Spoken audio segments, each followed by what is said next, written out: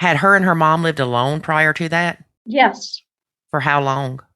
Her whole life, since they got divorced when she was 2. There's your answer. You're right.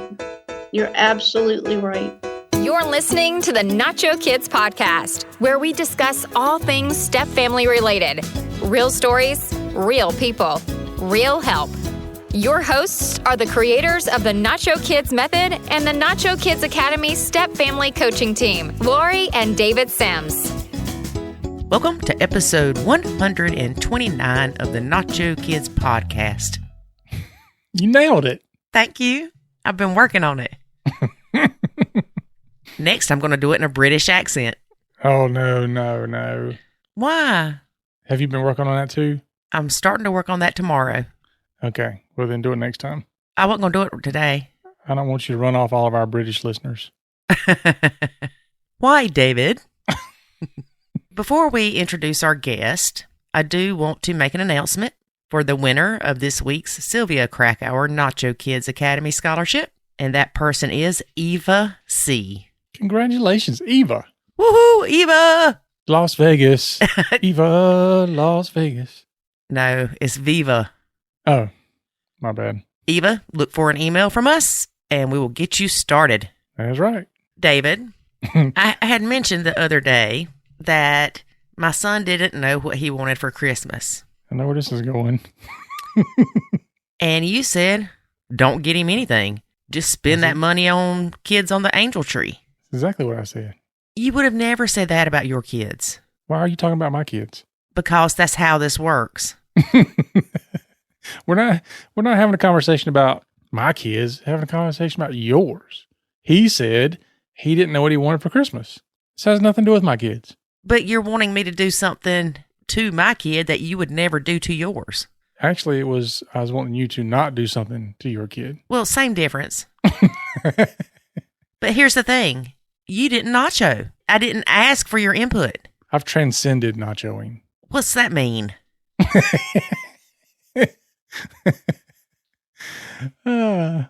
So I was supposed to not give you my feedback. Okay, I got it. Yeah. But I really wasn't giving you any feedback. I was talking out loud. I was... BS meter. I was thinking to myself in an audible voice. Oh, that's what you were doing. Yeah. It wasn't meant for you to hear. It's your fault. Okay, now you know we have plenty of listeners that are going to try to pull that crap. I wasn't giving you advice or giving you my input. I was just thinking and it popped out of my mouth. That's usually what gets us in trouble. Yeah, which is where you are now. But here's the thing is that when I... Oh, Lord. Y'all ready? Pull your britches up. It's getting deep. When I break nacho, as you call it, and I interject my thoughtful wisdom into a situation. You call that wisdom? Yeah.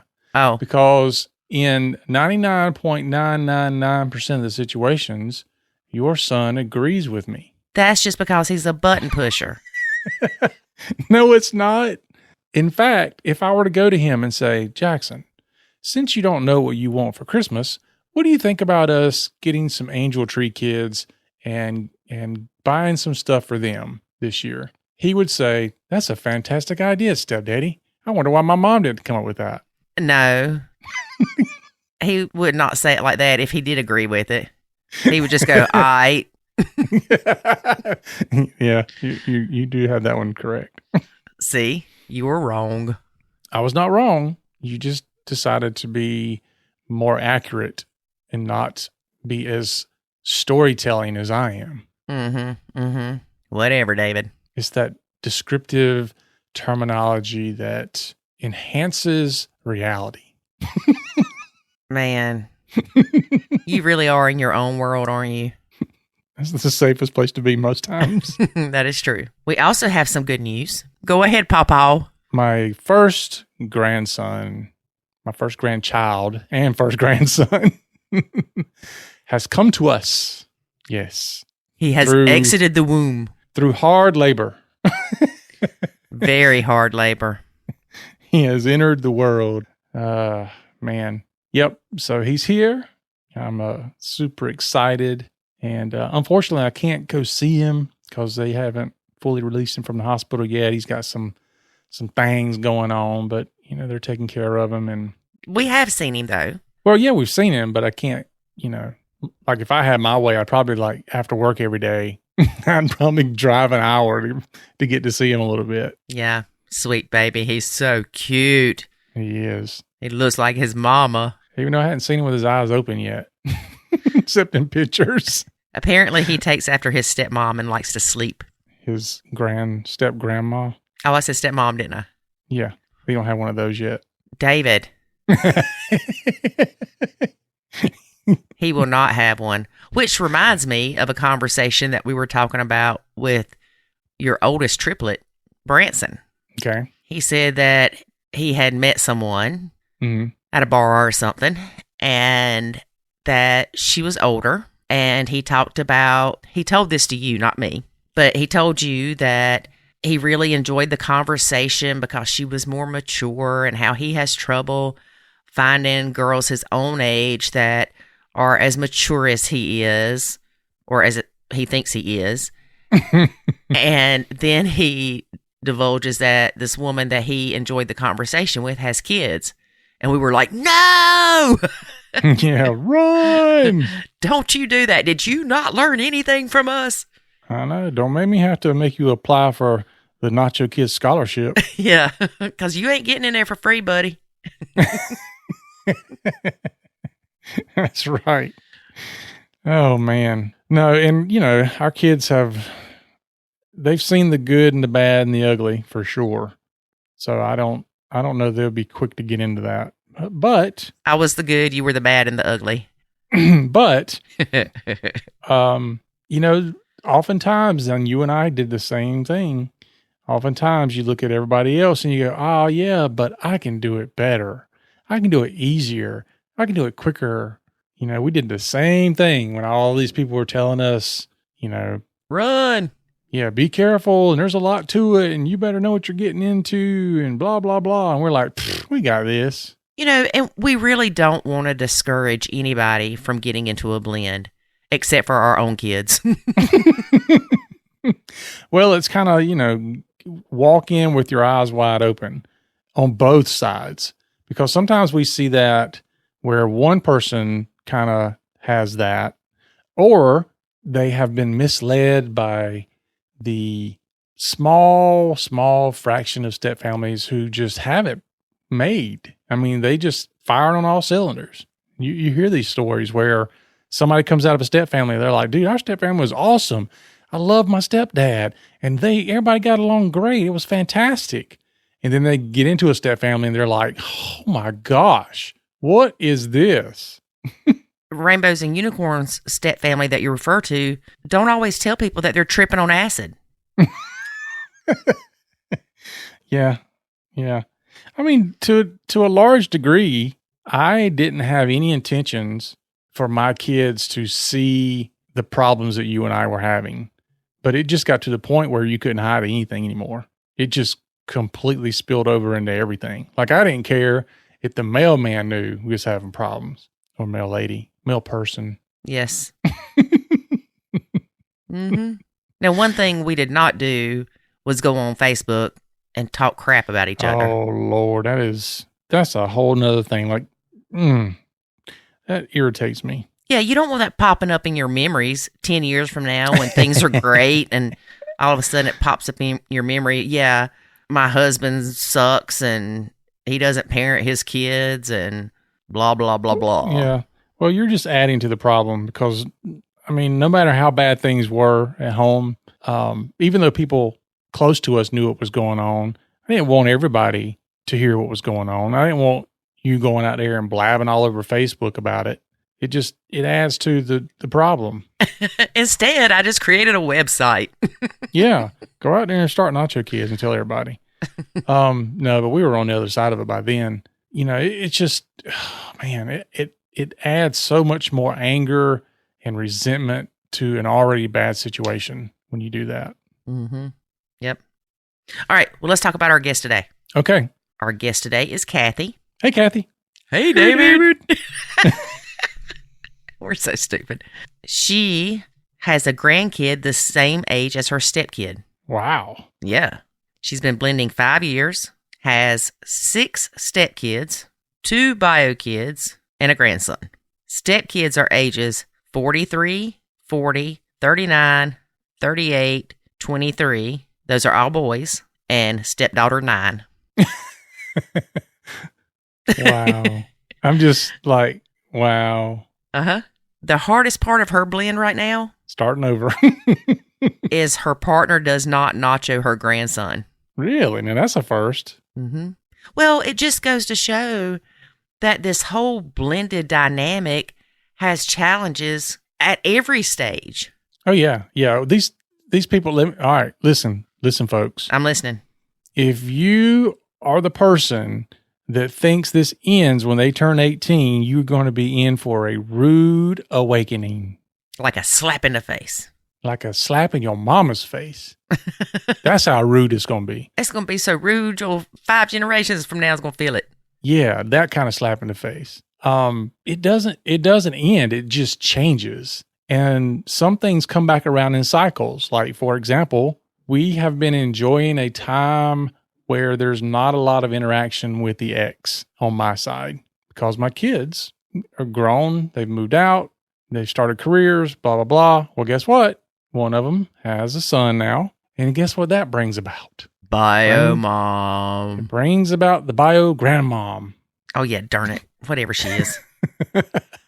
And so, you know, now it's a different dynamic, though. It's not like we have to deal with each other on the same level, but there's still those interactions that end up happening. You still end up having to be in the same universe with them at times. And, you know, it's challenging. And I was talking to one of my family members not long ago about how as a family, you know, as my grandson gets older and he has birthdays and things like that, now we're bringing all the family of both sides together for these birthdays. And that's going to be a challenge in and of itself, because although I can be nice and put up a front for a couple of hours, some people in my family I don't think can do that. Okay, but some people in your family do it very well, like almost two-faced well. Oh, yeah. Yeah. Oh, yeah. Yeah. So I just, you know. But, you know, my thing is just hold your peace for 2 hours or whatever it is. None of that even matters anymore. Yeah, but tell them what this person said that's going to have to happen. Oh, they suggested that there just needs to be 2 birthday parties. And I'm like, okay, so you want me to ask my son to throw 2 birthday parties because we can't be in the same space? And I get it. There are people that probably should do that, but I think we're beyond things enough to where that's not necessary. Doesn't mean we have to enjoy the presence of the other people, but it's not about us or them. It's about the birthday party for my grandson or whoever it happens to be. And so I'm a pretty good person about ignoring people. So I can ignore people that I don't want to talk to. I can even act like I like you for a time. No, see, I can't because that's lying. Yeah, I can do that hey, how you doing? I don't really care. But I'll ask you how you doing. Well, I can be decent to you. I'm not going to be ugly. Well, that's what I mean. I can be cordial. There you go. Yeah. Cordial. Well, that's like when we were in the hospital the other day and Avery said, Mom's here. I'm like, I got to go. Lori got to go. Well, there's things that you and I both do that I think aren't reciprocated on the other side that's nice. For example, there's been many a times when you've said things to my kids that are a consideration for their mom. Like you might say, did you get your mom something for Mother's Day? Or have you called her for Mother's Day? Or something like that, where you're reminding them of something that has nothing to do with you, but it's very considerate that you're doing for her. Mm-hmm. And the other day when there was an incident that happened, I asked my son, I was like, make sure you call your mom and let her know. Again, just being nice. I could say, I don't really care if she knows or don't. Mm-hmm. But I think you and I both do that. And it's pretty sure not reciprocated, but I don't expect it to be. So I don't get disappointed. But you know what's funny? And I don't know if I'll feel this way when Jackson has a baby, but, you know, when the nurse asked who we were, and it was grandpa or granddad, whatever, and step-grandma, that's just weird. It's just weird. I don't know if it's because it's got grandma on the end or the whole step-grandma thing. It's like, oh, God, here it goes again. Step-granny. Yep. You know what well, no, you don't know what I'm saying. It was just weird. Because I want him to call you step-mammy. No. No. Step-mammy. Like I said, I don't know if it'll be weird when Jackson has a baby. Well, we'll find out before long. Shut up, David. See, there you go, making me tell you to shut up, and that's really not nice. You're a rude, crude individual. You make me that way. So anyway, I don't know when it's my child if just being called grandma or grandmother, whatever. Yeah, because then I'll be step whatever. Yeah, so you'll have to let us know how you feel about that when that happens later on many years down the road, and don't say nothing else about my baby. I'll say, we ain't getting that kid no Christmas either.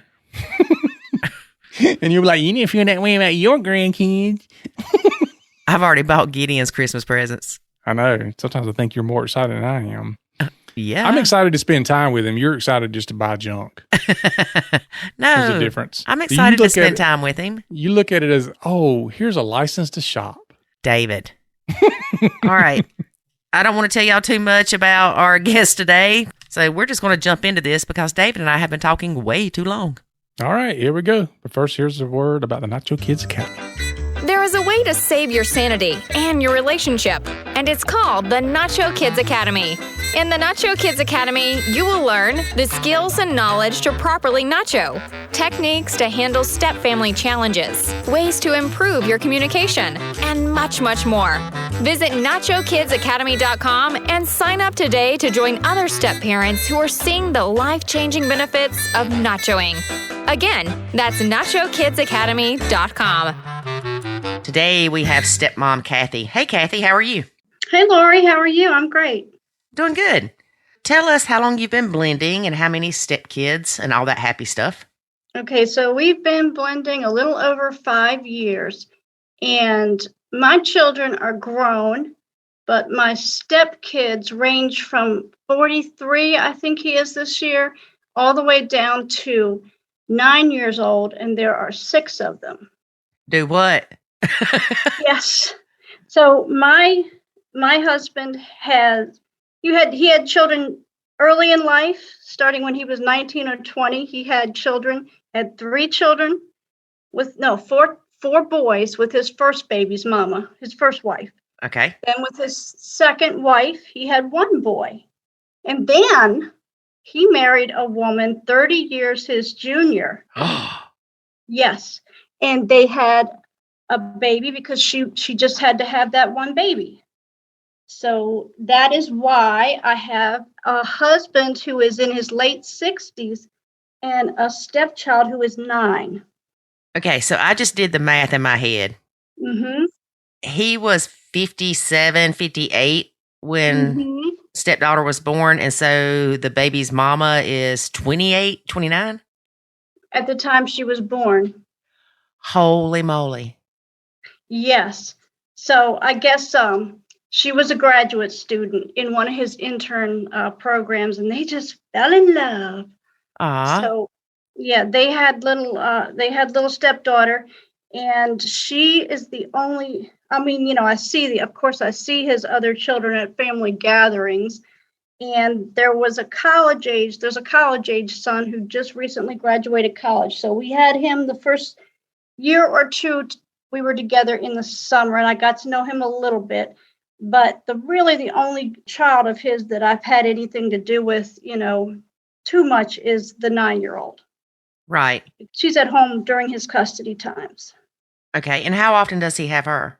In the summer, it's week on, week off. But during the rest of the year, during the school year, it is every other weekend and some holidays. And how far away does she live from y'all? That's been the bone of contention of our relationship. Uh-oh. We all lived in Annapolis for the first year together. Then her mother decided that she needed to live near her parents for support, quote unquote. which was crazy because she had all the support in the world with us. We were available. I mean, he's retired. My husband's retired. So, there was no need for a third party to help. Mm-hmm. But she wanted to be near her parents. So she moved all the way up to Pennsylvania, which was 2.5 hours away from our house. So I still had my full-time job in the city, and we could not move up there at that time. But we've moved 3 times in 5 years, and we have gotten each time a little bit more near to Biomom and Stepdaughter. So now we are only half an hour away from her, and I'm not moving up any farther. So did y'all move with the intentions of getting closer to her? No, we were renting because we hadn't decided where we wanted to live for our retirement. So we were renting, and the housing market is crazy right now. Oh my gosh, yes. And we kept getting these great rental houses, and then the landlord would up and sell because he'd say, it's never going to get any higher. I'm going to sell now. So we would have to move, and then he would just gradually finding places that were a little closer. And I really couldn't blame him because I felt as though if it was me, there's no way anybody could get me to live anywhere that wasn't close to my children. Yeah, I'd want to live on the same block. Right, exactly. So even though it was really inconvenient for me, and now I'm over an hour and 15 minutes away from my grandson, which is not ideal for me. But he's my grandson. He's not my son. So he has the greater claim here. Right, but still. That's why we're up here. Yeah. But it's hard. It's hard. My grandson and I are really close. So what's your relationship like with your stepdaughter? Now, it's been through so many phases. When we first met, she just fell in love with me. She was so crazy about me. She was a little tiny 4-year-old, and she was as sweet as she could be. I mean, I'm sure you've heard this one before. Mm-hmm. And we did everything together, and I was her favorite.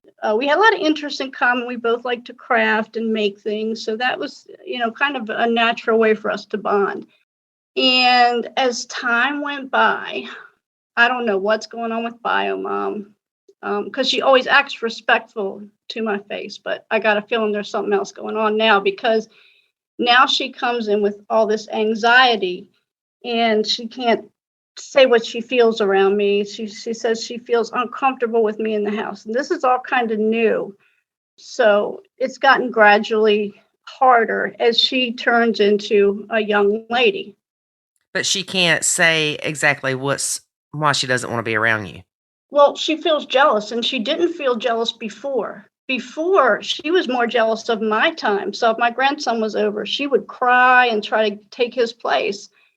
But now she's more jealous of her father's time as she's gotten older.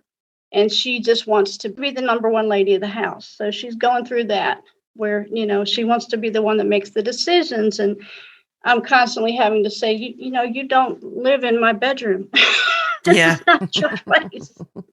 Take your little behind back over to your side of the house.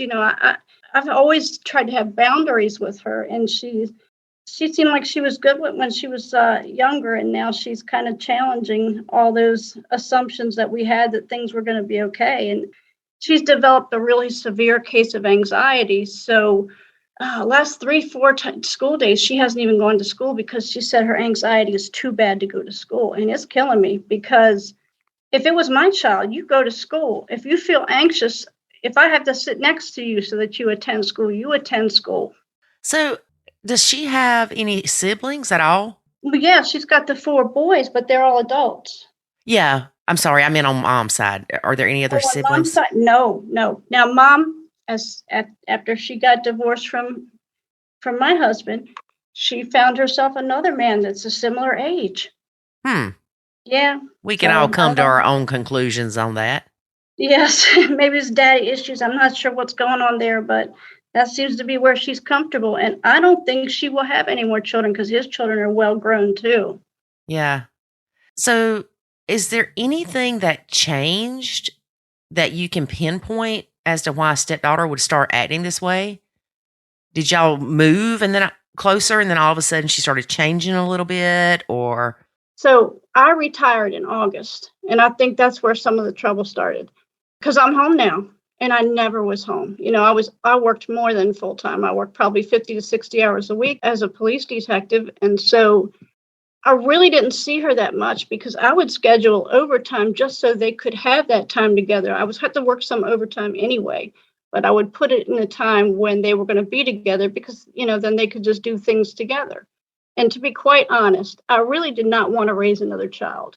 Mm-hmm. I really didn't. When we met on a dating website, and I was specifically screening against people with children because I was done. Mm-hmm. And I saw his picture. He approached me and I was like, oh, he's cute. He really is a dashing looking man. He's really handsome. And I was like, dashing. Wow. I love that. Dashing. He is. He's so dignified looking. He looks like what he is. He's a professor of robotics, and that's what he looks like. So, I was like, wow, look at this intelligent man. He's got his doctorate. He had this distinguished career. He's a good age. He's not a youngster looking to have another family. And there was this cute little girl in just one of his pictures that he had on the profile. So I commented in our back and forth, oh, I love your granddaughter. She's so cute. She looks about the same age as my grandson, which she is. And his response was, oh, thank you. Not, that's my daughter. He wasn't going to spill the beans. It took a while before I found out. It took a while. Because, that would have been the last conversation had I known. Yeah. Dashing all you want. With a 9-year-old, I wasn't interested. So when did you find out it was his daughter? It wasn't too long, of course. I guess it was probably around the third or fourth date. So I really liked him, but there hadn't been any kind of commitments or, sleeping together or anything like that. But enough that I was like, oh, well, yeah, but I really like him, one of those type of things. So, yeah. Yeah, the dating pool, let me just say, the dating pool in your late 50s is probably not what it was in your 20s. Oh, I'm sure. It really, considering his competition out there in the world, it's like, wow, he still has all his hair and his teeth.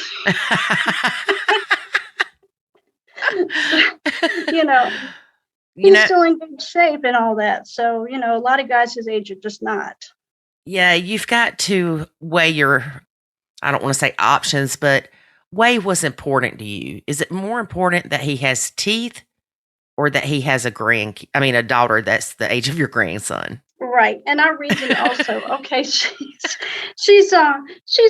with her mom most of the time. We're only going to have her every other weekend. And we met in the fall. So it was a good little time until we had her for, weeks at a time. So, I reasoned all that. I was like, it's every other weekend. How bad could it possibly be? I'll just work on those weekends. And that is what I did for the first 3-4 years. And then I retired. And that's when things got tricky. Well, since you're home more and she's coming every other weekend, do you still try to give them some alone time? I do. Okay. I do. This weekend, I went and picked my grandson up because they had a custody weekend. And we were gone. We went to the petting zoo and we went out to dinner. I don't think we were here more than 5 or 6 hours with him being awake and me being awake. So I do, especially with her having anxiety lately. I really try to leave them alone. I had fully re-engaged with this child, and now I'm just stepping way, way back. That's one of the things about the Nacho process, and you know this because you've done it. You get to the point of re-engagement, then something happens that's out of your control, and you find yourself having to Nacho again. And it doesn't mean that you care any less about the kids. It's just the circumstances have put you in a place that you've got to back up a little bit. Yes. I got a real wake-up call from her a couple weeks ago, and that's when I stepped way back. So where does she say her anxiety is coming from? Well, her parents believe, and her therapist believes, that it is biological, because her mother spends weeks at a time just completely disabled. And I think that she has learned some of this behavior from her mother, and probably some is biological. So her mother has issues? Her mom's got severe anxiety and is medicated for it. And so her mom spends weekends on the sofa sometimes, with her head in her hands, just freaked out. So she worries about her mother, and she also emulates her. She follows her behavior. She thinks that's normal. She thinks it's normal. In her world, it is normal. It's what she has seen. In her world, it's normal to quit when you get anxious. In my world, it isn't. Right. What has the therapist said? Are they trying any medicine or anything? Well, she didn't get to go. This was part of the problem. She's been in therapy for years, even though she's only 9. But the therapist did not work during COVID because she didn't feel as though you could really work with kids properly on a Zoom call. And I get that. I do. I think it would be tough with kids on Zoom. Yeah, but it's better than nothing. Yeah, it would have been better than nothing. So she was without a therapist for a whole year and got really sick during that year. I tried to talk with her a couple of weeks ago. I had the occasion to take her home from school, and it usually wasn't my job. They take care of their child. I don't usually have too many problems where they dump her on me anymore because I spent a whole year establishing boundaries 5 years ago when I first learned about Nacho, because, she was thrown in my lap at first, and I was like, oh no. And that's when I sought out your website and your help. And I established very firm boundaries. So 2 weeks ago, when I got the call, no one is available to pick her up from school, I was more than happy because, if you don't ever do it, then when it is an emergency, it's an emergency. So you're understanding of that. So I went and got her, and we had the nicest long talk. She told me, I'm anxious about this. And it was just all little stuff, like she was the new kid in class this year, and her mom and her mom's new husband just moved in together. There was a lot of changes for her. And she told me that was what's causing the stress. And I felt like, wow, we made a lot of progress. I'm glad, we took this ride together. We rode around for about an hour just chatting about stuff that's stressing her out. She told me some things, and I felt very satisfied that, that I understood and that we had made a good connection. And when I got home, I guess it was about a day or two later, I told my husband, oh yeah, I talked with your little girl, and she told me that she's just stressed out about the changes. And I'm so glad that you let me pick her up from school. You asked me to pick her up from school because I really got a chance to talk. And he said, oh, really? Well, this is surprising to me because she told me, don't ever let you drive her home from school again. And she was super disappointed that I didn't pick her up. And she was really feeling anxious that whole time, which totally was not the vibe I got from her. She seemed 100% comfortable. Okay. It sounds like Stepdaughter is using the anxiety as a bit of a manipulation tool. You think? Yeah. I know everybody listening is going, yeah, you think? Because, I mean, really. Yeah, because if she would have been anxious with you, she would not have talked to you about this stuff. No, I don't think so either. Man, kids learn to manipulate young.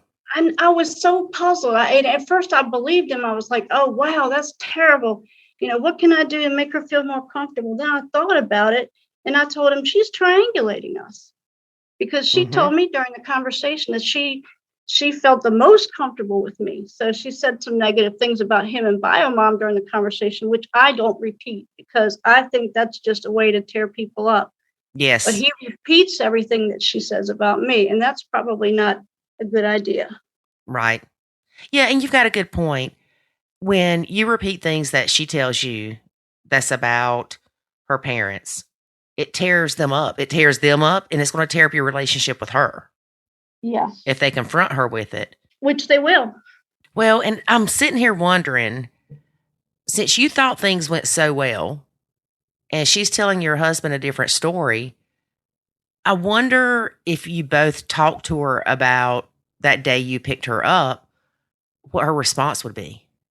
Yes, I would love to do that. I even talked to him about that. And I said, let's sit down with her and get this sorted out so that the three of us are, on the same sheet of music so that I know if somebody says, oh, you need to pick her up again, I can say comfortably, okay, great, I'll go get her. Rather than, well, I don't know if that's such a good idea. And my husband just says, no, she's feeling too much anxiety now. She's freaking out too much. I'm not putting anything else on her. We're not going to confront her at this point of time. But he scheduled time for me to meet with her therapist. So I guess what's going to have to happen is I'm going to have to ask the therapist, and probably the therapist will make this decision. Yeah, and that may be best. I'm glad you are meeting with the therapist. Yeah, I'm a little nervous about it because I've really kept my opinions to myself about them keeping her home from school.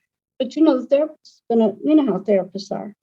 Mm-hmm. Mm-hmm. They get you to tell them what you think. They're good at it. Oh, yeah. You don't have to tell them anything. Right. She's going to get it out of me how I feel about this. And I'm worried that that's going to come into play and it's going to unnacho me.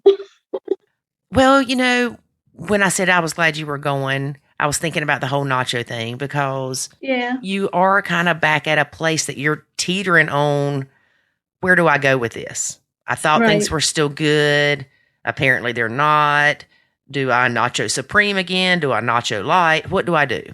Mm-hmm. And rather than going into detail with the therapist, I would say maybe just say something like, I don't necessarily agree with their parenting, but I leave that up to them. Yeah. That's what I'm going to have to say because that's the truth. Yeah. I don't agree, but I do respect their decisions because I don't have chronic anxiety. So, I mean, I really don't know how much of it is I know some of it's put on. I just know that because I was a little girl. Mm-hmm. I raised a little girl.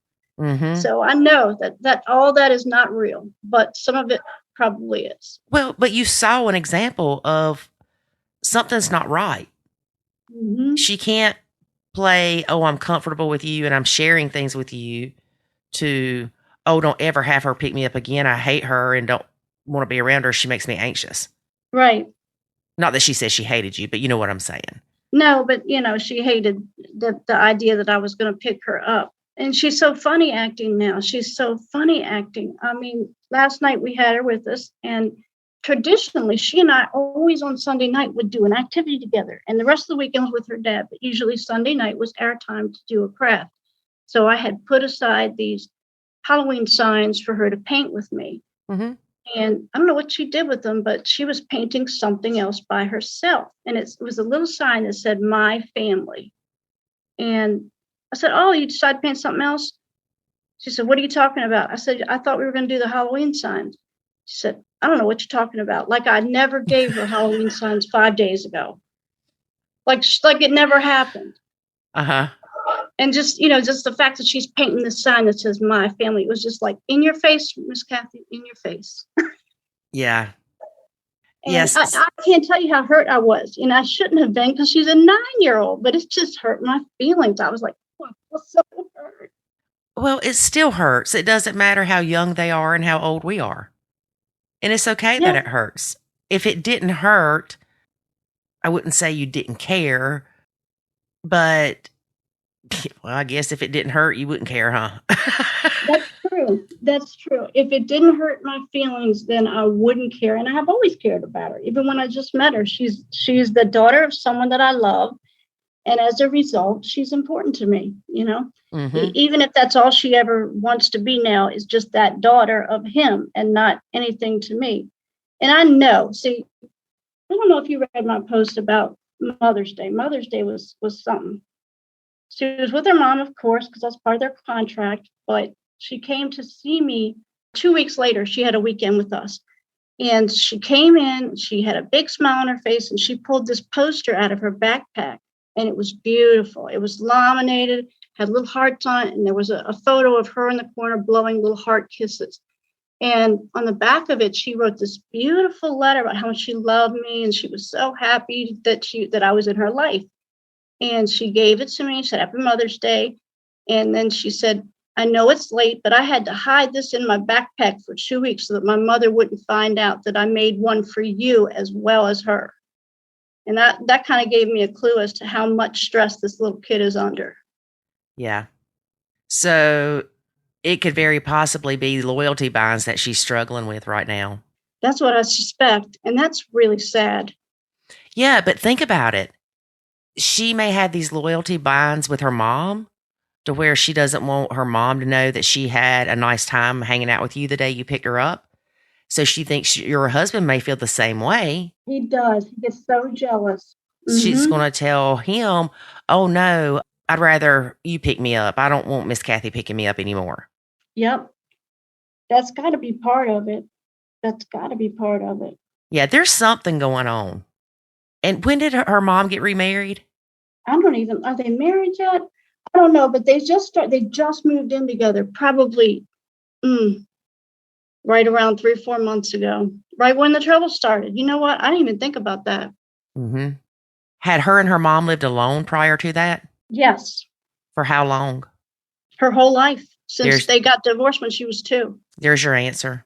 You're right. You're absolutely right. That's what's going on.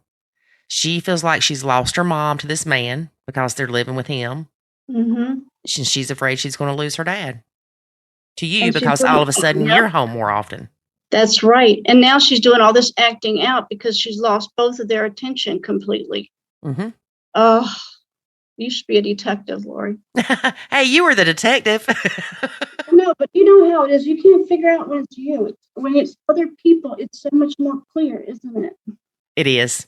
It is. It's always that way. We can't see the trees for the forest or whatever that saying is. Yeah, we're too close to the problem, you know, and we take it too personally. We're like, oh, it's because I stink. Mm-hmm. Obviously, I suck as a stepmom. That's what it has to be. It probably doesn't really have that much to do with me or who I am. And it's so funny because I wrote something today about it's not always about you. And, right. Somebody will go, oh, it is about me because they'll say, I hate Miss Kathy. Well, no, they hate what Miss Kathy represents, not you as a person. Now, granted, if you are the evil stepmom, then maybe they do really hate you. Yeah, maybe then it's your fault. Yes. Yeah. If you're evil, then you're evil. Right. But for the most part, it's what you represent to them. Yeah. Yeah. And I guess I represent part of what she's going through, which is losing her mother, who really was the most important person in her life. She lost her mother, started a new school. You retired, all that within a short time frame, 3 or 4 months. Yeah, this little kid probably feels like her whole world is spinning around. Mm-hmm. Ugh. But I'm so glad that you're at that point where you can step back and see that rather than, oh, that bratty kid, she's just trying to get attention no matter how she gets it, and she's just trying to push me out of the picture. You know what I mean? You're able to say, hang on, little Susie's having some issues. Yes, I can say that objectively, but she still gets me because last night we were taking a walk. This is before dinner. We were taking a walk and the path got narrow to only 2 people could fit. So she just pushed me out of the way and grabbed her daddy's hand. I was like, you little stinker,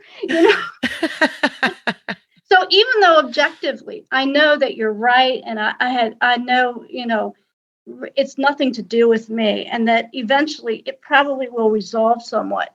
It's still painful every time it happens, and I just need to find ways to not react.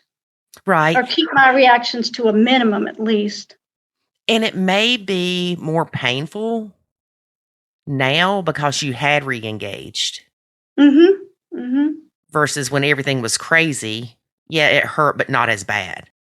But now it's, oh, I thought we were closer than that. And here little Susie's bumping me off the trail with her hip so she can go with her dad. That's right. I could have been down in the ditch and she would have been just as pleased. Bye. See you next go round. Yeah, exactly. I got my daddy all to myself now. And I really thought that she would have had enough of him because they were together all weekend doing things, but apparently not. Has she always been a daddy's girl? No. She was, I say she was really into me before this. She really was, because she was a woman's type of girl. She does crafts and she's very pretty and she liked to dress up and all this other stuff. So her mother spent most of the time with her. Her grandmother was very close to her and I was very close to her. So all this daddy, that is very new. It's got to be related to that, them moving in with that man or him moving in with them. You think? I can't figure out how, but it must be. It must have something to do with that. Well, a lot of times we see where the woman can date a billion people, but as soon as the man gets married, it changes things. It's almost like the kids see it as, oh my God, my dad married this woman. There's never any chance of my parents getting back together. Even though mom's had 15 boyfriends in the meantime. or even husbands. It seems to be different sometimes when it's the stepmom. But maybe with her case, it is the stepdad. Maybe she looks at this as this father figure's in her life all of a sudden. He's not her daddy. So it's pushed her towards her daddy more. And she's afraid of losing her mom. It may be that since she's very close to her mom, and since we're not using her name or my last name, I can tell you, I think this little girl is going to turn out, and there's nothing wrong with it, but I do think she's gay. Okay. She's got that whole energy, and she started dressing very androgynous, and it's just a certain energy. Nothing wrong with it. But I'm saying that may be a reason why, because she identifies that way. That this loss is so hard for her. Yeah. Well, and two, it depends on what the interaction is with her and the stepdad. Is he trying to play daddy with her? You know, clean up your room, eat your Brussels sprouts, all that stuff. I can't imagine her mom would put up with that, because she's, all due respect, I never talk bad about her mother because I respect her, but she's got a strong enough personality that she's just very attached to this little girl. I can't imagine her allowing anybody to discipline her in any way other than her. She doesn't even like her father to have anything to say about her. Yeah. So I'm very careful with this woman. She's a doctor. She's very intelligent. I'm just super careful with her because I don't want to get on her bad side. Yeah. You don't want to get some arsenic in the mail or anything. Well, I just don't write that. And because this little girl is so close to her mother, I've had to school my own mind, because if you feel some certain way, it's going to come out eventually. So I school my mind. I'm like, no, this is a nice woman, and this woman loves this little girl that you're so fond of. That's her mother. She's a person of honor. She's treated you with respect. You must treat her with respect at all times. I never allow myself to think badly of her, because if I do, it's going to come out. I'm so proud of you. Thank you. Because number one, that is not easy to do. And number two, that helps you and your soul, because you're not feeding it this negativity about the biomom. Right. That's right. And, that would hurt this little girl so much if I felt ill about her. It would hurt her so much, because she loves her mother above anybody else. So if I thought negatively of her, I wouldn't have a chance with her at all. Right. Maybe rightfully so. But plus, I was a single mom. I know how hard it is. So that's why I was respectful of her, because I'm like, I know what you're doing. It's not easy. Yeah. And your husband's not easy either. I mean, my husband was your husband, and we all know he's not easy. So we have that in common, that we know how difficult my husband is. Yes. So, yeah. Yeah, that's true. I get it. I get it. And that's why when I hear on the website people just talking crap about what a tramp or this or that, the biomama is, I'm like, do you know your husband was married to this woman? Oh, well, yeah. And then they'll say, I just can't believe he married somebody like that. Or, they'll make comments to him like, how could you marry that piece of trash or sleep with her and have kids with her? Yeah. It degrades them to say things like that, though. It degrades your relationship and you, because we're all women. We're all women here together. Being a woman is not easy. Right. And I'm sure that my ex's girlfriends think the absolute worst of me, because what do they know about me? What he has said. That's it. Right. And if they're not intelligent enough, of course, my husband has said some doozies about biomom, because they're divorced. So, of course, he saw the worst of her. Right. And, she's keeping this little girl away from him. So, of course, he's got bad feelings. I don't look at it like that. I'm like, I wasn't in their relationship. I wasn't in their bedroom to see what all went down between them. I am quite certain there was two sides to this little rodeo. Yeah. And that I don't know who was at fault, but I'm sure both people had a part to play. Always. Right. So I'm always surprised when someone is short-sighted about their partner enough to say, I don't understand why she didn't see the value in my so-and-so. I'm like, well, I'm sure he's not perfect. I'm sure he's not perfect. I'm sure he did some things that must have been, not great, or they'd still be married. I mean, it takes two. That's true. I'm sitting here thinking about you and stepdaughter, and just give it time. I feel like that she's just got a lot on her right now. She's going through a lot of transitions, and she doesn't need you to change. So keep being you, keep offering to do things with her just for a little bit longer. And then if you see that there's still pushback, then, go stronger on your nacho scale. Yeah. Yeah, I think you're probably right about that. I think you are. I think if I step too far back, it might be bad. Right. Because that's going to be another drastic change in her life. You were her stability. You were her person, for lack of a better word. And just because things have shifted and she may not be feeling that way or showing that way towards you, she still needs you to be that person. Yeah. If I can't be bigger than a 9-year-old, then I'm not much anyway. It's hard, though, because they can be mean little things. Girls can be so evil. They can be so mean. I remember a friend of mine said that she asked her daughter, they were somewhere and she was trying on a dress, and she said, does this dress look okay? She said, yeah, if you get rid of all them fat rolls underneath it. My mom would have slapped me across the room. Mom would have too, but my friend was just in shock. She said she just stood there with her mouth open like, what did you just say to me? I know. That's so, they don't think we're people though, Our children and our stepchildren, they don't think of us as people. We're like figureheads to them. We're like political figures. Yeah, no emotion. Yeah. Yeah. Mm-hmm. And I think kids at 9 are still like, what can you do for me?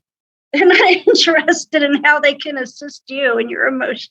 Honey, I think kids at 30 and 40 are still that way sometimes. My daughter can still be like that at 33. Mm-hmm. She can still be extremely selfish. Oh, yeah. Can you do that? It's difficult to deal with when you're not a selfish person because you see it and you're like, why are you that way? All these people do things for you, but yet you are not willing to do anything for anybody else. Yeah. It's hard to reckon. It is. I try to think about when I was 9, if I was like that, and I don't think I was allowed to be. I was the oldest of 7, so I had a lot of responsibility already when I was 9. I was the middle. Time. Yeah, you were the middle. Yes, and of how many? 3. Okay. So slap dab in the middle, but my mama believed in responsibility straight out of the womb. Mm-hmm. I was ironing my dad's lab jackets at like 7 years old. Right. Mm-hmm. And that wasn't child abuse back then. No, it wasn't. It was expected. And what did you say? These kids don't what? They don't even pick up their own dish or make their bed. I know. She has yet to wash a dish or make a bed at 9. And that to me that's crazy. I mean, if she was mine, she'd know how to do all those things. Mm-hmm. But I'm not going to be the one to. Oh no, that's not the hill you're dying on. No, I can wash the dishes. Thank you very much. Mm-hmm. She's a little bit smarter than your average child. So where a stepchild can make your life miserable if they want to, she can make your life really miserable because she can fake an anxiety attack. Yeah. And that's going to get attention. Yeah, and that's going to be one thing that is going to have to be addressed at some point too by her dad or the therapist because you can't say anything. Oh, no, it's all real. Sure, honey, It's all real. Yes. Yeah. Oh, yeah. She's too anxious to go to school, but she can go to birthday parties and soccer games all weekend. Mm-hmm. Yeah. That makes sense. Yeah. Yeah. I'm over here shaking my head. It's, like the same kids are at the birthday party that was at the school this morning. So how is that? To me, a birthday party is way more socially anxious situation than a classroom is. Yeah, I would think. But, How is it her parents can't see that? Because they're her parents. It's that blinded by love for your child that you would never think that they would lie or deceive or anything like that. I don't think I was this naive with my kids, but maybe that's because I was a detective and I just saw so much bad stuff all the time that I knew everybody lied all the time. Yeah. Yeah, that might have had something to do with it because even with my son, unless this is horrible, unless there is proof beyond a shadow of a doubt, then I'll be like, no, he didn't do that. I remember this one time, David swears that Jackson climbed out of his bedroom window. Oh, really? Uh-huh. And we did see a footprint on the outside of the siding on the house. Mm-hmm. And I'm thinking, no, we had that crazy dog that there's no way anybody could have came in or went out without us knowing. Right. Even in Jackson's bedroom, because he was high alert, Yeah. So David, he nachos for the most part. Mm-hmm. I guess he decided to break Nacho for a few minutes, and he made me a videotape. And the videotape shows Jackson's windowsill with a footprint on it, or a shoe print on it. And he takes the shoe and puts it right up to it and lifts it off and puts it right back on it to show this is the shoe. And it's going out the window, not coming in. But Mom, somebody stole my shoes and took them out and then brought them. Yeah, I mean, Jackson's like, no. He said, I tried to jump back in the window after I'd let Moses out and all this stuff. And I'm like, oh, well, that makes sense. And it just so happens that's the same night that at 12 o'clock, I get a text that said, I was vacuuming my windowsill and broke my screen. Really? Like he ever vacuums the windowsill. Oh, God love him. What And David, vacuums the windowsill? well, he does occasionally, but David will still bring it up, say, that's about like Jackson vacuuming the windowsill. And I just bust out laughing because I'm thinking, my little boy wouldn't lie to me about that. Oh, I know. You're lucky because your husband Nacho's also. Mine does not. Mine has his face all up in my grandson's business all weekend when he's here. Why do you think that is? Because he doesn't understand about Nacho. Although I have explained it to him, and he's very intelligent. He hasn't read about all the different people on that website and what happened before they Nacho. Yeah. Well, he doesn't have a stepchild like that. Mine are grown, so he doesn't have to worry about whether they really like him or not. It's not that important. But I bet he's tougher on your grandson than he is his daughter. Oh my God, this poor little boy. I'll tell you what, if the two of them are playing and some toy is broken, he broke it. If they get in a fight and both of them are crying, he did it. He must have did. What did he do to her? Poor little thing. What did he do to her? Meanwhile, this little boy, he's so, bless his heart, he's not nearly as intelligent as the stepdaughter. The stepdaughter's, she's a genius. And he cannot, my grandson's a normal kid. And he cannot even hope to keep up with the manipulations this little girl can do. Can't even hope to. And has no interest in it. In fact, we were going to the petting zoo this weekend. I said, do you want to take her with us? Do you want to ask her to go? He said, no, because I don't want to deal with her nonsense this weekend. If she doesn't like the animals, she'll have an anxiety attack, and then we'll have to leave before we see the bear. Hey, he's telling the truth. Yes, he's absolutely telling the truth. He knows. Mm-hmm. He's got her number, but her daddy doesn't. Yeah. And I guess that's probably typical. It is. And it's normal, too, that your husband's going to be protective of his daughter, and he's going to see what your grandson does wrong before he sees what his daughter does wrong. Mm-hmm. Well, you know that little girl doesn't do anything wrong. Oh, no. About like my little boy. What are you talking about? She's perfect. The two perfect children in the world, your stepdaughter and my son. They're the two ones. They're the only ones that are perfect. It was funny this morning. He was complaining he'd been texting her and she wouldn't answer the text. He said, she bothers me to death when she's here, but when I text her just to see if she's all right, she doesn't answer the text. Why is that? I said, because she's doing something that's more interesting and she's not bothered about you. Uh-huh. He'd just been complaining about it, but I said that little thing and all of a sudden I'm a bee. Uh-huh. Oh, how could you say that about her? That's not true. She probably lost her phone or it's turned off or she's in the middle of something like a bath. I'm like, okay. You can't say anything. Nothing. Right. Nothing. Yes, nothing. And I know a lot of people say, You are really telling me I cannot say anything about the stepkid. I said that is what I'm telling you. It's not productive. Right. It'll get turned around. That's right. If you said, oh, well, she's probably doing something with her mom. Oh, you're saying she loves her mom more than me and is ignoring me? You never said that. Anything you say. So you best to say nothing at all, because if you say even a positive thing like, oh, she's really good at that. What are you saying? She's not good at this? No, I was saying she looked good in pink, not that she didn't look good in blue. Right. Yeah. Yeah. So it's just, it's a non-winnable battle. And the sad case in our thing is that we're going to be dealing with this child until I'm 70. Until I'm 70. Yeah, you got a long way to go. Yeah, 9 is. And how old is your grandson? 9. They're born 2 weeks apart. So. Oh, wow. Yes. You want to talk about some jealousy? When they were 4, the spot next to me, you would have think it conveyed upon someone a winning lottery ticket. They would jockey and fight to sit next to me. Not no more. But there was a lot of jealousy between those two, and there still is. Still a lot of hard feelings about that, because he's my grandson. I'm always going to choose him. He's my blood. Right. And my husband cannot understand that. He's like, yeah, but she's your stepdaughter. I'm like, that doesn't mean anything. She's just somebody else's kid to me. I love her, sure, but it's not the same. It's no different than him choosing his daughter over the grandson.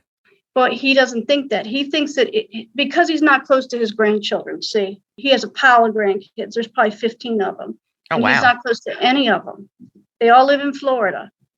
So because of that, he doesn't understand why this little kid has so much run of our house. I'm like, I half raised that grandson. He lived with me until we moved in together. So we have a very, very close relationship, and I feel closer to him than I do your daughter. He cannot accept that. He just won't accept it. If they get a toy, he's so petty about it. If they get a toy, he wants me to spend more on her than my grandson because she's first family. Are you kidding me? First family. Nope. But she's his first family. Mm-hmm. Not yours. He doesn't get that. So what does your grandson call him? By his first name. Okay. He's not grandpa or anything? No. This little boy already has 2 grandpas, so he calls him by his first name, which, I mean, he doesn't seem to mind that, so. Yeah. But they're not close because he's so tough on my grandson that my grandson avoids him and is happy when he's not there. And that makes me sad. Right. And that's what's going to continue to happen because your grandson's going to think, I can't do anything right when I'm around him. I always get in trouble. Mm-hmm. If little Susie and I are playing together, I get blamed for everything. So I don't even want to be around him or play with little Susie. That's right. Mm-hmm. And that's sad because they're both only children. So it's taken what used to be, really, they used to be like siblings, and it's torn that relationship completely up. You know, I hope at some point you can get that through, or somebody can get that through to your husband, because him taking up for her and fussing at the grandson mm-hmm. is going to impact their relationship with each other in a negative way. Whereas you may also defend your grandson, but you're not blaming things on her. No, I'm not biased. Right. Like that. And that's the difference. Plus, I nacho her discipline, and he doesn't nacho my grandson's discipline. He'll say things like, you need to finish eating your food. I would never say that to stepdaughter. Never. Have you talked to him about let me handle grandson and you handle stepdaughter? Yes. And he gets this look on his face and he's like, that will never work kind of attitude. He's set in his ways. You know how people are when they're around 70 years old. They're set in their ways. Well, and, you know, he's of that time frame of I'm the man of the house and you're the little lady. Yeah. Mm-hmm. And you got to take the good with the bad with people. Yeah. Well, and sometimes the bad isn't even bad. It's just different. Mm-hmm. That's right. It's certainly different. And the good thing is that your relationship with your grandson, you can still have that awesome relationship with him outside of his relationship with your husband. Yes, that's true. That's true. I have to. Mm-hmm. It does help me, Nacho, because every time stepdaughter comes now, where I wouldn't have known really what to do before, if I didn't have my grandson, I'd be kind of at sea with the whole thing. But it's real easy for me to say, well, I'm going to get him. Mm-hmm. He's coming. I'm going to get him. We're going to have us a good weekend. Yes. It keeps me out of the fray. Yep. You got to stay I can get out my of it. share of cuddling without, needing her to have any kind of relationship. I'd like to have a relationship with her, but I don't want to need to. Because if you need to, then it becomes a burden on the child. Mm-hmm. Lord knows this kid's got enough people expecting things of her. He doesn't need one more to expect it. Yeah. Why do you think he doesn't have a relationship with his grandkids? Is it just the distance? I wonder that too, but I honestly think because he kept having children. You know how when you have children, you don't have as much time, energy, or resources to lavish on a grandson. I don't know how it would be to have children and grandchildren at the same time in the home, but I'm sure it wouldn't be as easy I can always sit and think, oh, what would grandson like? What games would he like to play? Where would he like to go? I have that because that's the only one I have. Mm-hmm. He's got 15 of them and a child and a son that just graduated college. So there's not a whole lot left for them, for the grandchildren. Yeah, he's got his plate full. That's right. That's right. I wonder if he feels bad about that. Like, I can't give my older children, the time I want to because I have such a younger child I'm dealing with. I don't know. I've never asked him that question, but I do know the children resent it. And I've seen the looks on their faces, and I've heard little remarks like, oh, here comes little Miss Special Girl. Yeah. Because they were all boys, and he always wanted a girl. This is something his mother told me. He didn't tell me that, but he always wanted a little girl. So when he had her, that was the last one. And so, of course, she's the princess of the house. There's nothing wrong with that, but it sure makes the sons feel really bad when they see that their children are completely ignored by their grandfather. He doesn't even acknowledge their birthdays or buy them Christmas presents. And yet... You're kidding me. Nope, I have to. Well, at least you're doing it. Yeah, and I don't take the credit for it because I don't need the credit for it. But they know, the kids know, because if I don't go to Christmas, like if I decide to stay where I'm from, then it doesn't happen, so they know where it comes from. The grandchildren probably don't know, but the children know that their father does not even remember when the kids' birthdays are. They know that, and that hurts them a lot. Wow. And like you said, he's at that age. He's not going to change, probably. No. I even said, give me a calendar book and put the grandchildren's birthdays in it, and I'll send something for their birthdays from you and from me, and then they'll get something, know their granddad was thinking about them. Mm-hmm. So maybe I need to mention that again, because I think it would help with his other children to feel a little bit better. I think so, too.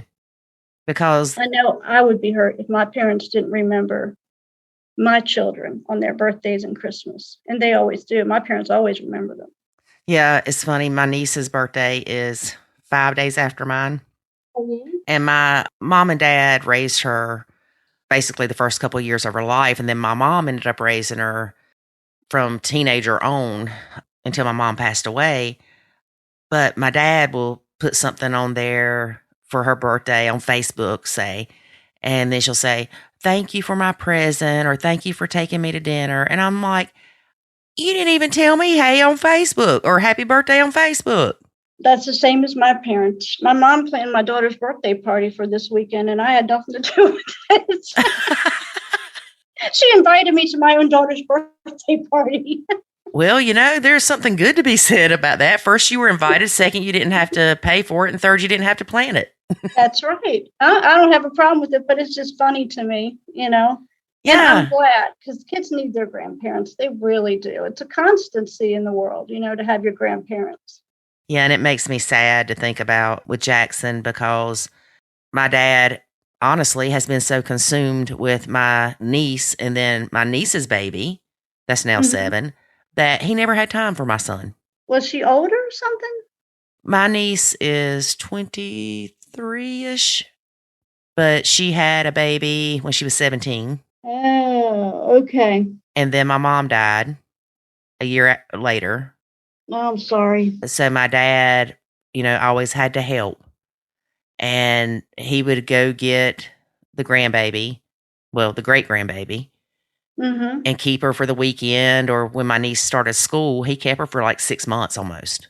Wow. Yeah. And I would get so mad because I'm thinking, you won't drive 25 minutes to come see my kid, but you'll drive 45 minutes to go pick her up. But you know what the difference is? He knows that I can take care of my kid. Yes, that's exactly right. That's exactly what it is. But that doesn't negate that my son needs grandparents. You're right. It does. And explains it, but it doesn't solve the problem. Yeah. And explaining it and having what you would want for your kid are two different things. Mm-hmm. I think Jackson's actually closer to David's parents than he is my dad. And probably do they treat him well? Yeah. Yeah. It seems like the mother-in-law started treating him better after the stepkids moved out. Oh. Yeah. Almost like, oh, it's the only boy left. Wow. Yeah. That's crazy. Yeah. And then on his dad's side, I know he doesn't have a whole lot to do with his grandmother on that side, but that's because his dad told her he wasn't going to have a relationship with her if she continued to have a relationship with me. Long story. Oh, wow. And, yeah. And I think he's pretty close with his dad's dad, but I think he's got an uncle in the mountains that he's probably closer to than anybody, which I'm thankful for. Yeah, everybody needs their person. Yeah, we all do. And, when I think about my grandparents and the relationships we had, and it makes me sad that not everybody has that. Yeah, I didn't have grandparents. All of them were alcoholics. So I do, I didn't miss it because I didn't know about it. But now I'm like, wow, that would have been so cool, I remember sitting down with my mama and her telling me about going to the store with 5 cents to get ice for the freezer or 5 cents worth of coffee. And that was a lot of money back then. Grandkids you don't have any grandkids yet, do you? I will in the next couple of weeks. Oh, really? Well, if you count a step-grandkid. But you're pretty close to those children by now. Yeah. Well, it's funny because out of the 4, I'm closer to 2 of them. Mm-hmm. The one that's having the baby is not one of those 2, but I adore his wife. Oh, well, that's good. Yes. And I love her to death. And actually, he and I have gotten closer since they've been staying here with us, waiting for base housing to get established and all that. Oh, okay. Mm-hmm. That's good. Yeah. I'm really excited. Yeah. Oh, grandchildren are so fun. And you can give them back. Yes. Yes. I know. They go away after the weekend. When you get tired of them, it's time for them to go. Mm-hmm. And they're going to only be at like an hour and 15 minutes from us. Uh-huh. So that's going to be great. That's about the right amount of distance. It's too far for them to be trying to use you as daycare, but not so far that you can't do a lot of visiting. It's funny you said that. I was talking to them and I said, so on base housing, do you have to let people know when they're coming? And they said, no, because it's not technically on base. Mm-hmm. And I said, oh, so we can just pop up anytime. And Avery looks at me. He said, yeah, but don't do that. And I'm thinking, honey, you ain't got to worry about me doing that. No, I'm not a popper-upper either. No, I'm going to call and then I'm going to text you before I get there and make sure you're still okay with it. Right, exactly. Mm-hmm. It's funny with grown-up stepkids, isn't it? It's a funny relationship. It's a little bit off. Yeah. And that's like they asked me what I wanted the baby to call me, and I was like, whatever he wants to. Well, hopefully you get something better than what I got. I got Guh. Guh? Guh. Because he was a baby. He called Mommy Ma. Yeah. Daddy was Pa, and I was Guh. Are you still Guh or Guh? I'm still Guh. I can't break it. I've tried. I said, how about Nana? How about this? No, you're always going to be Guh. Sorry. Well, that's like my mom wanted my niece to call her Gammy. Uh-huh. And she got stuck with Mammy. Mm-hmm. Yeah, so it's definitely going to be interesting, and we're very excited. And, it's funny seeing all the baby stuff around and shopping for baby clothes. And I can't quit buying stuff, and I need to stop. I'm the same way. My son and his wife are having a baby in April, and this is going to be the first granddaughter. I'm just buying everything. Well, my niece that has the 7-year-old, she's also got a 2-year-old little boy, and she's pregnant with another little girl. So I get to buy boy clothes for the grandbaby and then girl clothes for the whatever they are to me, great nieces. I don't know. I love buying baby stuff. Yes. Oh, it was so cute. It's so little. I know. And then you hold it up and you think, my baby was this little. And then you start thinking, I just want my baby back. Now you're going to get a baby back. Sweet little baby. That's right. And you love them so much, but yet you don't have to do everything because you're not the mom. That's right. It is the best. Grandparenting, that's a joyful relationship right there. I can't wait to see how much you're going to like it. Oh, well, I'll definitely have to tell you. You will have to tell me. So when your husband corrects your grandson and says, you need to eat all your food or all your dinner, and stepdaughter's sitting there and she's not eating all hers, but he doesn't pay attention to that, how does that make you feel? 2 ways. First of all, stepdaughter, she eats super healthy. She's very health conscious for a child. So if, say, she doesn't finish her food, at least it was healthy food, and she will probably eat it later because that's like, first of all, she has an eating disorder now, which is bordering on anorexia. So it's real hard with her with food. You really have to be careful what you say because it can cause more problems than it can help. So people don't really talk to her about finish your food because then she'll stop completely. And grandson doesn't have any of those type of issues. So if he's not eating, it's just because I didn't really like that food.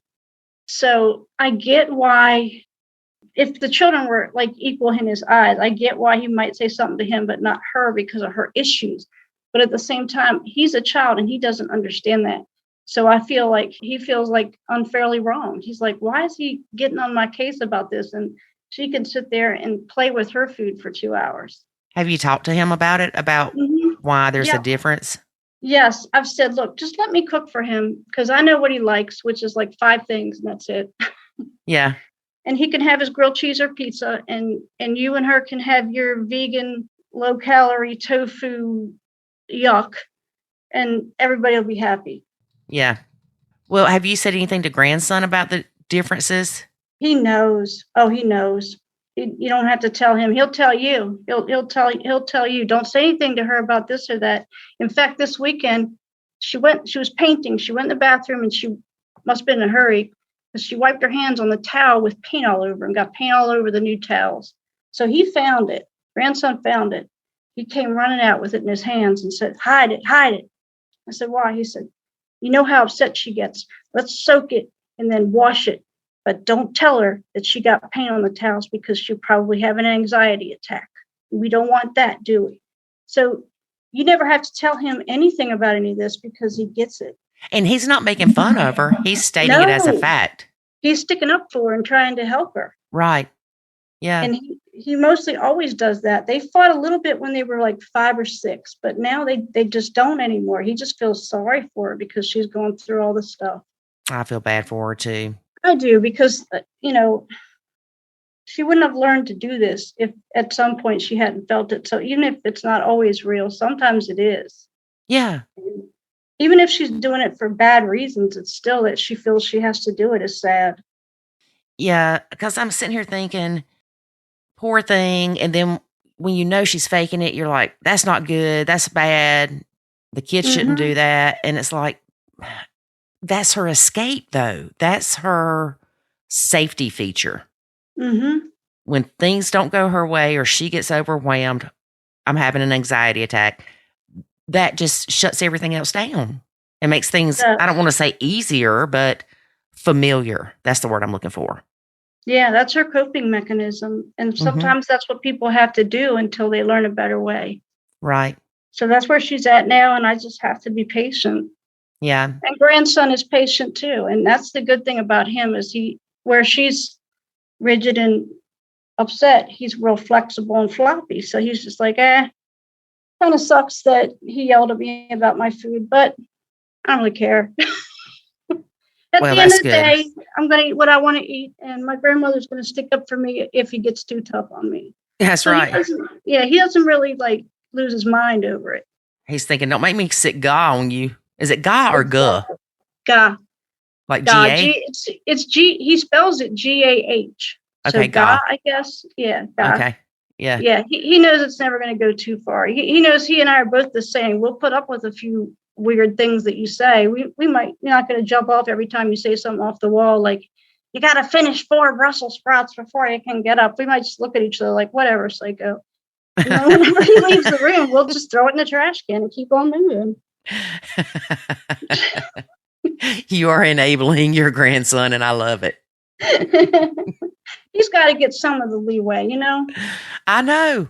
So what would you say to someone that is getting ready to get into a blended relationship? I would tell them they should probably join the Nacho Academy because it's going to give them, I go to therapy and I pay good money for it. So you got to get it somewhere. Plus all the Nacho stuff, if you're not going to a therapist, a professional, you probably need the academy to start out. If I would have known about it before I blended, I would have joined for sure because it saved my life. The theory of it saved my life. It really did. That in conjunction with therapy. I'm going through a very difficult situation with stepdaughter, but yet I'm sane and I'm fine. Mm-hmm. And I wouldn't be if I didn't know about Nacho. I'd be a mess. You don't feel like you need to leave the relationship? Nope. I can do me, and I can know that it's okay to do me because I have other people like you telling me that's what you have to do to make yourself be okay and to make your family be okay. Because otherwise I would feel very guilty about it. Yeah. I would feel like I had to fix it. But knowing that she is not my child and that I don't have to fix it makes it much easier to live with. Yes, it does. Well, you have definitely come a long way, and I'm so glad you know how to nacho. Me too. Thank you for everything. Thank you for everything, honestly. Oh, well, thank you for being a guest and sharing your story. And, I still haven't lost faith that you can get DH to nacho your grandson. So I'm going to hang in there. I'm going to give it there. The old college try. There you go. All right, Lori. All right. Thank you. Bye-bye. Bye-bye. David, I know you weren't a part of this interview, but one thing that was also interesting was how the stepmom talks about the dynamics between her and stepdaughter changing once stepmom retired. So stepmom was home more, and that changed the dynamics. And a lot of times we forget that simple things change the dynamics. COVID changed the dynamics of a lot of families, and not in a good way. Mm-mm. It changed the dynamics of some families in a good way. People were able to spend more time together, which again can be positive or negative. Yeah. But simple things that we don't realize affect the kids do affect them. You wouldn't think that stepmom retiring would change her relationship with the stepdaughter, but it did. Mm-hmm. And we also talked about how stepmom felt that the stepdaughter was thrown on her in the beginning, kind of forced on her. Yeah. Yeah. That happens more often than it should. Anybody listening to this, do not push your kids on the step-parent. That bond has to form naturally and over time. Yeah. Well, at least if you want it to be a good one. Yeah. Yeah. That's a mistake we made. I've talked about it before, how I felt like I was plucking out mom and wife and then putting in you to be mom and wife, and how that's completely two different roles and didn't work out well. You know what I found really interesting? And this happens more than people realize. The stepmom had picked her up from school one day. Stepmom felt like they had a really good long talk. A few days later, stepdaughter told her dad she didn't want stepmom ever picking her up again from school because it made her anxious the whole time. Mm-hmm. So yeah, we do hear about that. Yeah. So the stepkid is with the stepmom, and things seem to be going great. And the next thing you know, the stepkid goes to their bio parent and says, "Oh, I hated it when she picked me up from school. Please don't ever let that happen again. It makes me anxious and I feel sick and I don't like it." Well, wait a minute. Little Susie was just jamming to the 80s with stepmom in the car. Ice, ice, baby. And then all of a sudden it's, "Oh, please don't make me go through that again." It confuses the crap out of step-parents. Yeah. Wait a minute and understand, this wasn't her telling her bio mom this. This was her telling her bio dad, which is stepmom's husband. Yeah. Well, it could be that she felt that way and she just kind of went along with it because she felt trapped in the car. But more often than not, it's a couple things. Like you said, it's the stepkid is like, "Oh my gosh, I shouldn't enjoy this. I shouldn't like talking to stepmom." But usually it's that way when it's the bio mom, not the bio dad. Right. Yeah, it is usually that way. But that just goes to show that the dynamics between different individuals in the household, I mean, it can shift. Mm-hmm. I know that happened with us. I would think things were going okay, and next thing you know, your mom would be calling up here raising Cain. "The boy said." Yeah. I mean, it happened to me. Like, I think everything's going okay. And then all of a sudden they're complaining about something. I'm like, thought everything was great. Everybody's happy, having a good time. Next thing you know, I went and used the bathroom, come back out, and all heck broke loose. And that is true, folks. I know it's true. That's why I was like, everybody come to the bathroom with me. No, you did not. I cannot let you out of my sight. Some parents are going, "I know exactly what he's talking about." Hurry up. I can't go nowhere, do nothing. I'm scared to death that, we're going to have Armageddon happen if I go anywhere. Hey, my mama felt like that, and we were a nuclear family, so. Oh, you were nuclear, all right. About ready to explode at any moment. All right, we're going to end on that note, folks. All right, folks, thanks for listening. And join us again next week for another interview and some more boundless wisdom from me. Help. Remember, for Lori and myself, that life is good. When you nacho. When you nacho! Thanks for listening to this episode of the Nacho Kids Podcast. Find us online at nachokids.com. Until next time, remember, life is good when you nacho.